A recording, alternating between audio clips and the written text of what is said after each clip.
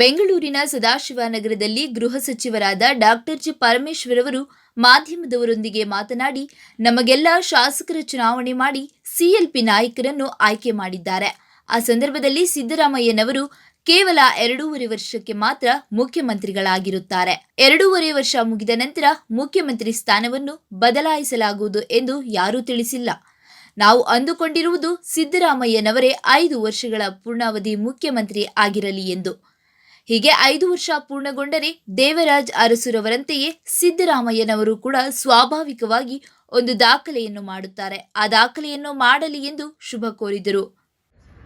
ಅರಸು ಅವರಿಗಿಂತಲೂ ಹೆಚ್ಚು ಅವಧಿಗೆ ಸಿಎಂ ಆಗೋ ದಾಖಲೆ ಮಾಡೋ ಇಚ್ಛೆ ಇದೆ ಇಲ್ಲ. ಈಗ ನಾನು ಕೂಡ ಮೊನ್ನೆ ಹೇಳಿಕೆಗಳನ್ನು ಕೊಟ್ಟಿದ್ದೇನೆ.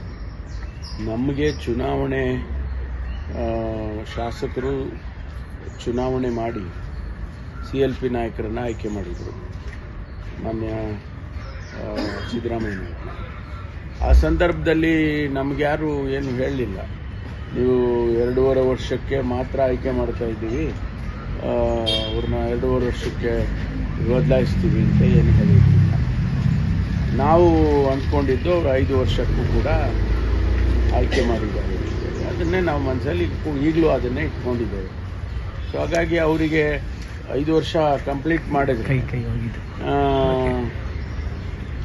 ಸ್ವಾಭಾವಿಕವಾಗಿ ಒಂದು ರೆಕಾರ್ಡ್ ಆಗುತ್ತೆ. ಅದು ನಾನೇ ಹೇಳಿದ್ದೀನಿ, ಆ ರೀತಿ ಹಾರೈಸ್ತೇನೆ. ಕಹಳೆ ಕೂಗು ನ್ಯೂಸ್ ಕನ್ನಡ, ಇದು ನಿಮ್ಮ ಕೂಗು ನಮ್ಮ ಧ್ವನಿ.